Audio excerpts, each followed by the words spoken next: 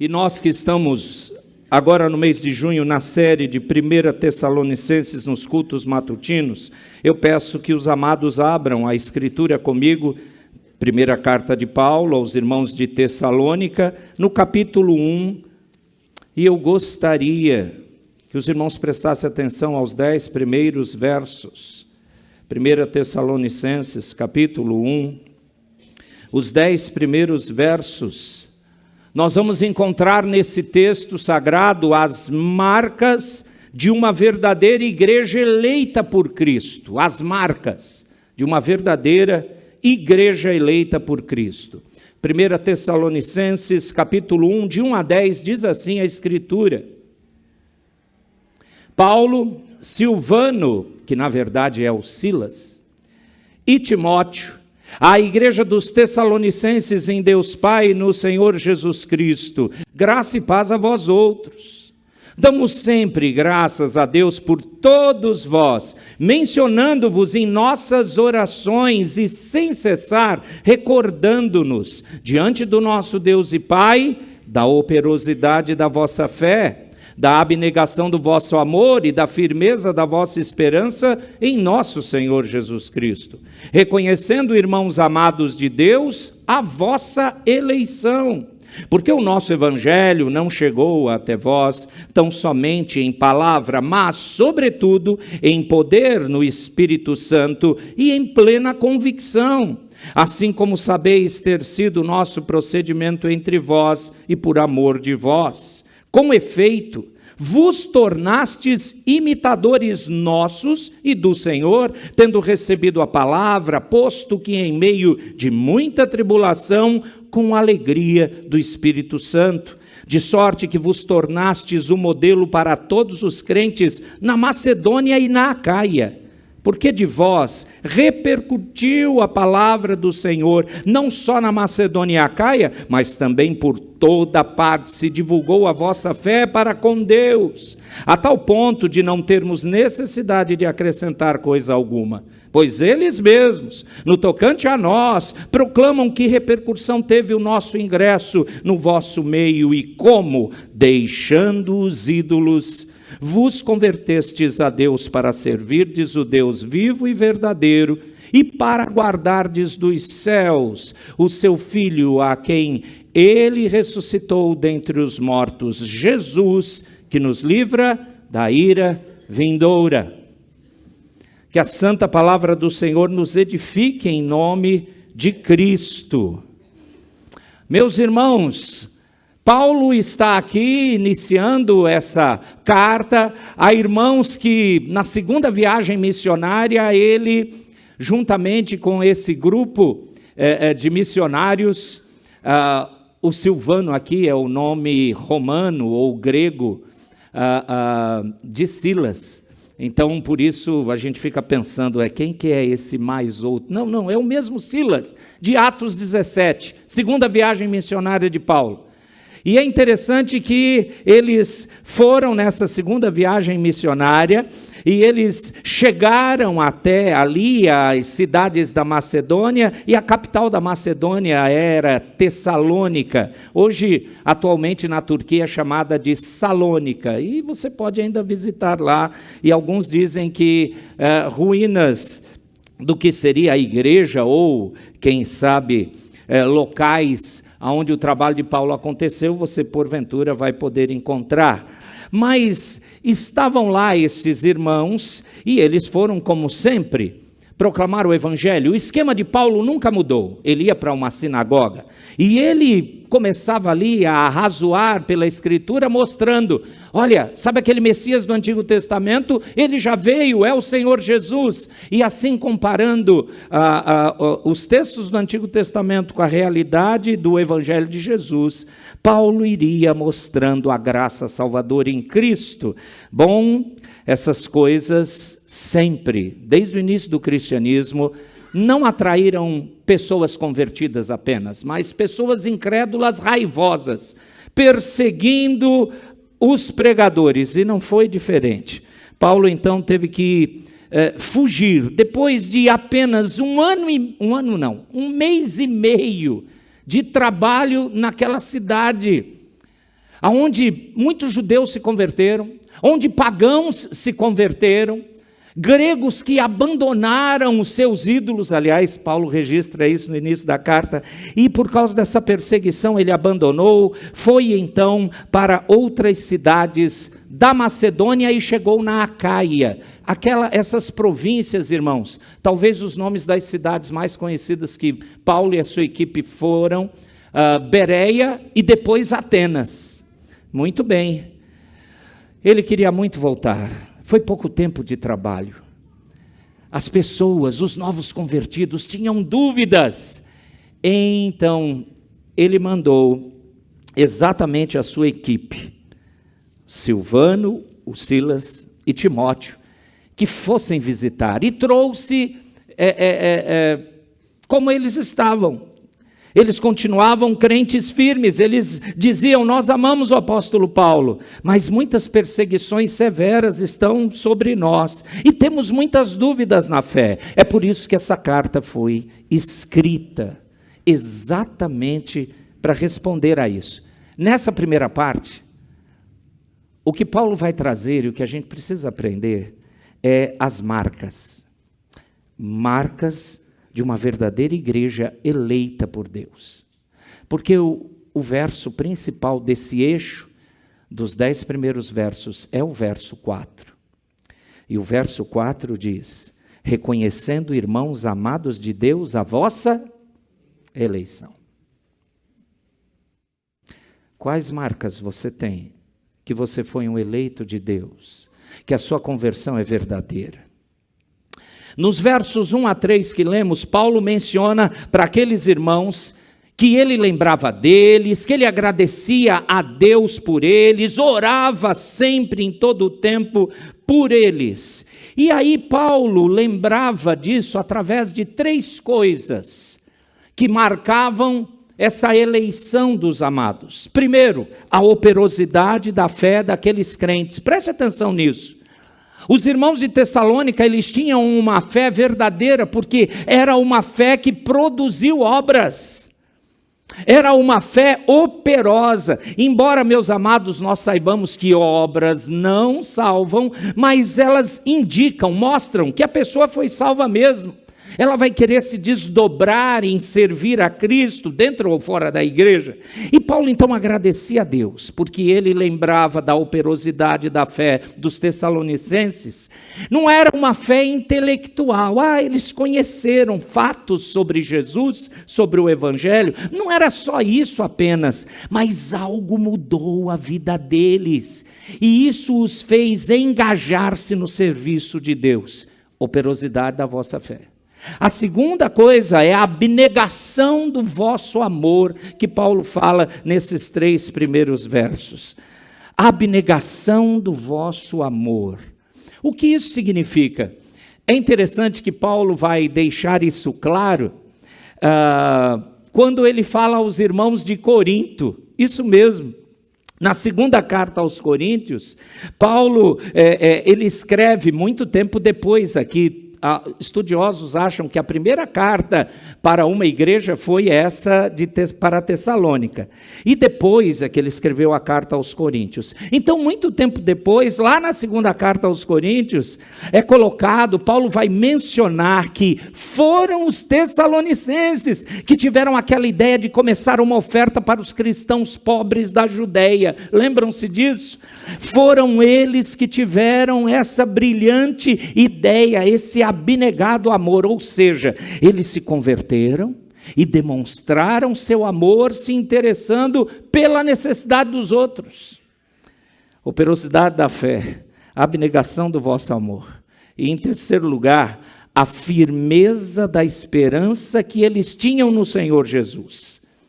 Isso já é falado aqui, o apóstolo Paulo gosta de resumir e depois ampliar. Isso quando conseguimos compreender, depois que eu ouvi o meu ex-mestre, reverendo Augusto Nicodemos, falar: olha, tem coisas de Paulo que a gente não entende, eu comecei a ficar em paz, porque se ele não entende, quem sou eu para entender tudo? E Paulo de vez em quando faz isso, ele resume, de 1 a 3, ele resumiu tudo que ele já ia falar de 1 a 10. E a gente gosta de ganhar tempo, não é? ele fez isso aqui, mostrando que a terceira demonstração de eleição é essa, a firmeza da esperança que eles tinham no Senhor Jesus. Meus irmãos, esperança na Escritura Sagrada, esperança em toda a Bíblia, para o cristão, significa, quer dizer, certeza.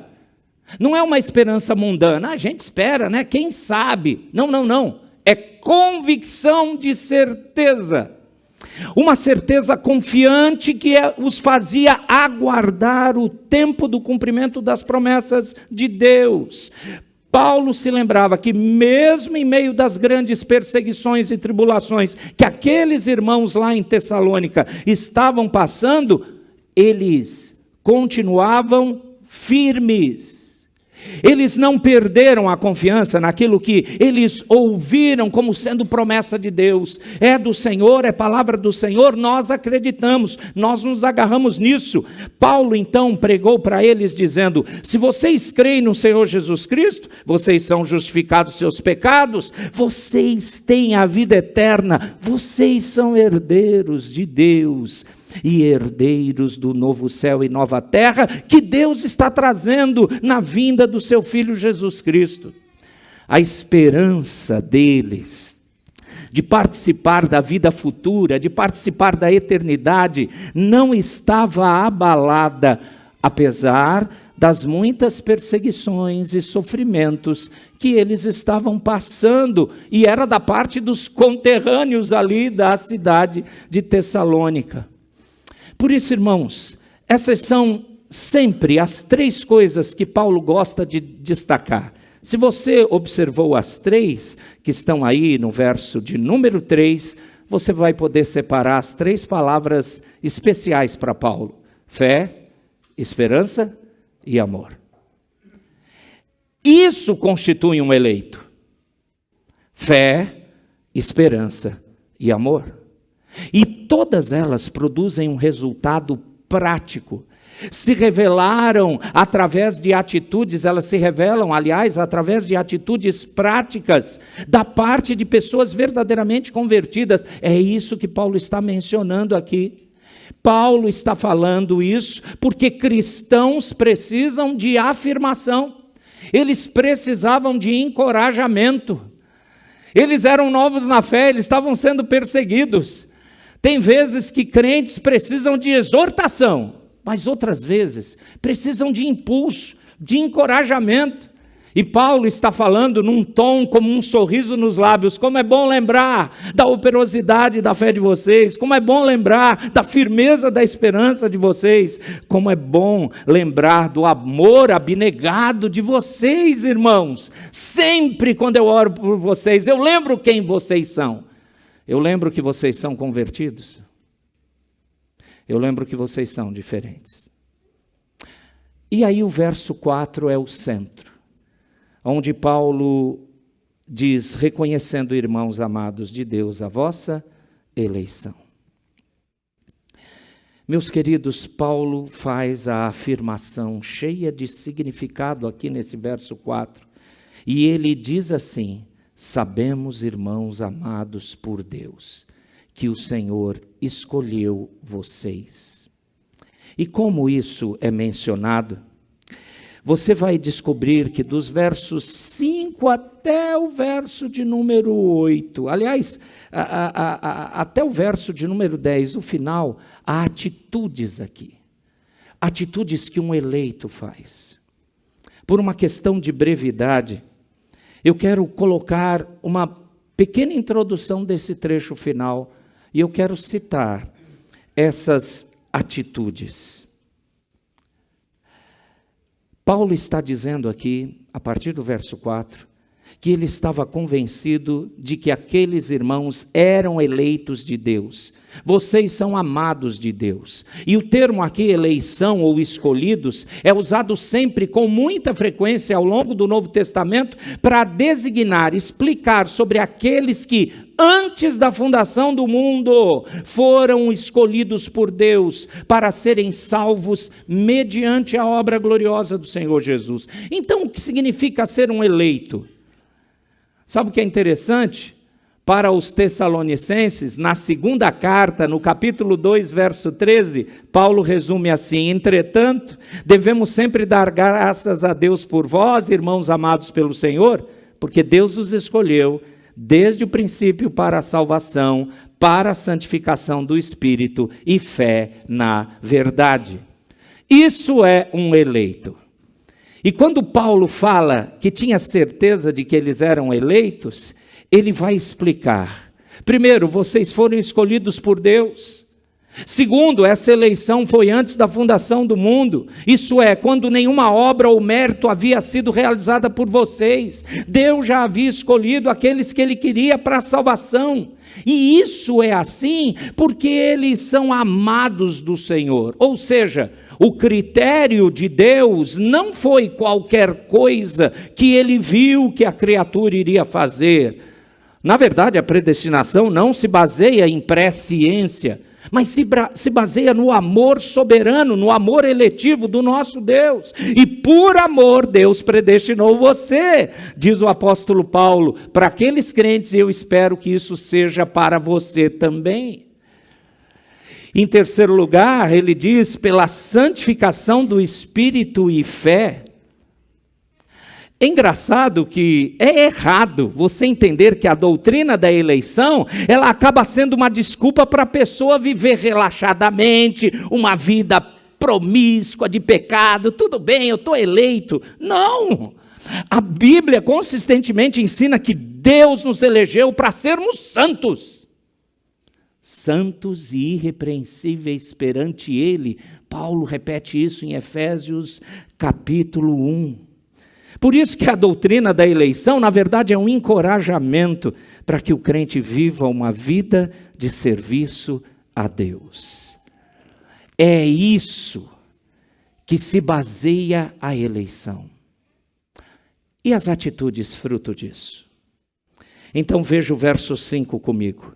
Porque o nosso evangelho não chegou até vós tão somente em palavra, mas sobretudo em poder, no Espírito Santo, em plena convicção, para que vocês saibam, como sabeis ter sido o nosso procedimento entre vós e por amor de vós. Qual é a primeira atitude? Vocês receberam a palavra de Deus. O nosso evangelho não chegou a vocês somente em palavras. Sim, o Espírito Santo atuou. Palavras, claro, nós pregamos palavras. Mas o Espírito Santo pega a palavra dele e coloca sobrenaturalmente no coração do perdido e o converte e o muda. Como nós não sabemos quem são os eleitos, meus queridos? Nós temos que pregar a toda criatura, ensinou o Senhor Jesus em Mateus 28. Não está estampado na testa dessas pessoas como não estava na sua testa estampado eleito, vamos pregar para ele. Mas o evangelho é pregado e os eleitos creem, se arrependem dos seus pecados e se entregam a Cristo Jesus. Aqueles irmãos de Tessalônica fizeram isso. Segunda atitude você encontra no verso 6. Com efeito vos tornastes imitadores nossos e do Senhor, tendo recebido a palavra, posto que em meio de muita tribulação, com a alegria do Espírito Santo. Vocês, segunda atitude, vocês se tornaram nossos imitadores. Eles, conduzidos pela palavra, na iluminação do Espírito, entenderam como deveria ser a vida de um crente. Baseado em quê? Baseado na vida daqueles missionários. Eles estavam se baseando no que eles viram daqueles irmãos. Porque aqueles irmãos apontavam para Cristo. E eles quiseram imitar. Preste bem atenção quão importante é o testemunho de um eleito. O que você faz, meu irmão crente? Vão copiar e vão fazer também. Abra seus olhos, você é luz para as nações. Os irmãos de Tessalônica também aprenderam isso.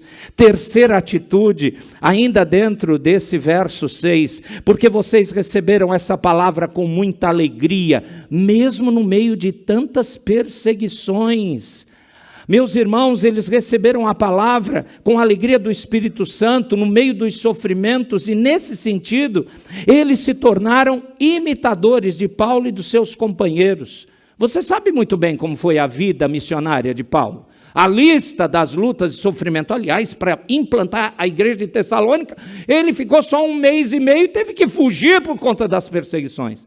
E o Senhor Jesus, para nos resgatar, que sofrimentos ele passou. Mas Paulo, e muito mais o nosso Senhor e Salvador Jesus, com alegria entregou-se ao reto juiz, fazendo a vontade do Senhor. Então, esses irmãos tinham essa terceira marca, essa terceira atitude. Receberam a palavra de Deus com muita alegria, apesar dos sofrimentos.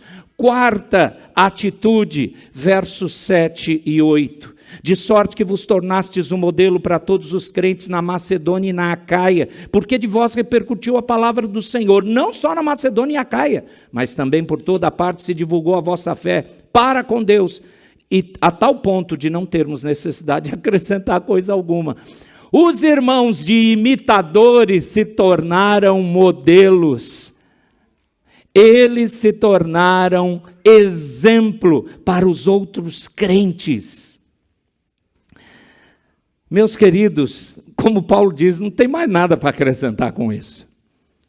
Nós podíamos olhar para aqueles irmãos e ver neles conversão, a clareza da eleição, a clareza da separação de Deus na vida deles. Não, eles não eram perfeitos como nós não somos. Por favor, não fique desmotivado achando nunca vou ser assim. Eles eram perfeitos. Ninguém é perfeito do lado de cá do céu. Aprenda isso. Mas eles foram impactados pela conversão. A palavra brotou no coração deles, a vida foi transformada. E por isso nós chegamos no final, a quinta e última atitude ou demonstração de que eles eram eleitos. Eu posso pedir para a igreja ler os versos finais, o 9 e o 10, por gentileza, uma só voz. Versos 9 e 10 dizem o quê?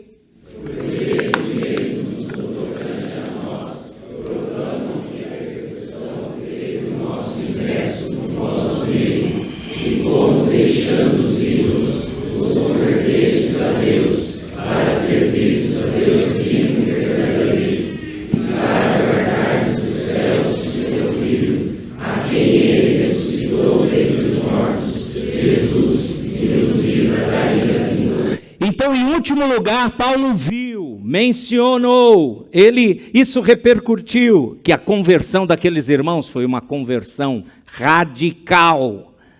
A conversão dos Tessalonicenses não foi meia boca, não foi algo que depois eles desistiram de vir à igreja, desistiram de ler a Bíblia. Não, foi completamente radical. E eles evidenciaram isso como sendo eleitos de Deus. Veja, houve essa mudança. Eles se arrependeram, abandonaram seus caminhos antigos, mudaram de rumo na vida. E olha que Paulo menciona duas coisas aqui sobre a conversão. Quando você leu, meu irmão, minha irmã, o verso 9, veja que o texto fala, eles deixaram os ídolos e se converteram a Deus para servir o Deus vivo e verdadeiro. Aliás, um dos maiores panteões de deuses pagãos da Grécia estava ali naquela região da Macedônia, em especial Tessalônica. Significa que alguém que não cultuava um deus ou o Deus imperador romano, ainda tinha mais essa outra religiosidade estatal, se você não adorasse nada, você era uma anomalia. Quem é você? E quem você crê, em quem você adora? Jesus Cristo, que morreu por mim, que ressuscitou por mim, que perdoa os meus pecados, que me dá uma vida santa. Porque todas essas outras religiosidades, como as demais religiosidades do mundo, apenas coloca atitudes ou acessórios, mas nenhuma delas muda o seu caráter. Cristo Jesus é o único que muda o caráter, porque Ele elegeu essas pessoas para isso. Ele elege pecadores para transformá-los. Eles largaram os ídolos. E aí a segunda coisa que você vê dessa demonstração, dessa conversão radical, está no verso 10. A esperança escatológica da vinda de Cristo. Lá no último dia eles tinham certeza, e para o apóstolo Paulo isso era um sinal claro de que eles eram verdadeiramente eleitos. E eu digo para os amados, nos dias atuais, alguém que piamente crê que Jesus vai voltar, alguém que verdadeiramente sabe que existe inferno e que existe céu, realmente essa pessoa é um eleito. Porque nós estamos não mais buscando demonstrar essas marcas. E a gente precisa ser encorajado, como Paulo disse aqui a esses irmãos. Eles tinham convicção da espera. Primeiro, a vinda do Filho do Senhor Jesus acontecerá. Segundo, Ele vai vir dos céus, onde Ele está agora, porque Ele está vivo. E terceiro, Ele está vivo porque ressuscitou dentre os mortos. Quarto, é Ele quem nos livra da ira vindoura. Por quê? Porque Ele já recebeu a ira de Deus contra todos os nossos pecados. Isso são palavras de esperança. As marcas daqueles irmãos, as marcas bíblicas do eleito, tem que ser as suas marcas, querido. Diga para mim, você de fato tem uma fé operosa? Seu amor é abnegado? Você está firme na esperança do Senhor Jesus? Você recebe a palavra no poder do Espírito Santo e a pratica e molda a sua vida? A sua conversão é radical? Você mostra essa transformação? Verdadeiramente você largou tudo que te domina, qualquer ídolo? De fato e de verdade você está servindo o Deus vivo, verdadeiro, e você está aguardando esperançosamente, isto é, com certeza, que o Filho, o Senhor Jesus, que ressuscitou, está na glória, voltará para vir resgatar o seu povo, para instalar novos céus e nova terra. Ele que nos livrou da ira vindoura, que muitos não serão libertos e pagarão pessoalmente o preço. Você tem uma vida transformada assim. Pense, observe seu coração, sua vida, e que essas marcas estejam claras na sua existência, meu irmão, minha irmã, porque essas são marcas de verdadeiros eleitos. Que o nosso Deus aplique a sua palavra sobre nós assim. Vamos orar. Ó Deus precioso, nós te adoramos por tua eleição e pela tua escolha, porque só pelo teu amor soberano é que podemos tentar entender. Mas o Senhor ainda tem tantas pessoas para salvar, e o Senhor quer nos dar o benefício de nós, demonstrando essas marcas preciosas de uma verdadeira igreja eleita por Cristo, demonstrar essas marcas a esse mundo perdido, para que mais almas venham aos teus pés. Ó Deus precioso e maravilhoso, em nome de Jesus, faz-nos viver assim. Porque se o Senhor nos elegeu, isso é que será palpável em nossa vida. Eu peço mais demonstração dessas atitudes na minha vida e na vida de todos aqui da nossa igreja. Em nome de Jesus, que não haja nenhuma dúvida, porque se nós pensarmos, olhando para dentro de nós, nós vamos encontrar até trevas e dúvidas e medos. Mas quando olhamos para fora de nós, quando vemos as atitudes que teu Espírito tem nos quebrantado e nos feito realizar, aí sim, ó Deus, as nossas atitudes mostram nossa eleição. Então continua a nos preservar até aquele dia, o dia glorioso, majestoso do Senhor Jesus. Em Cristo clamamos assim. Amém. Amém.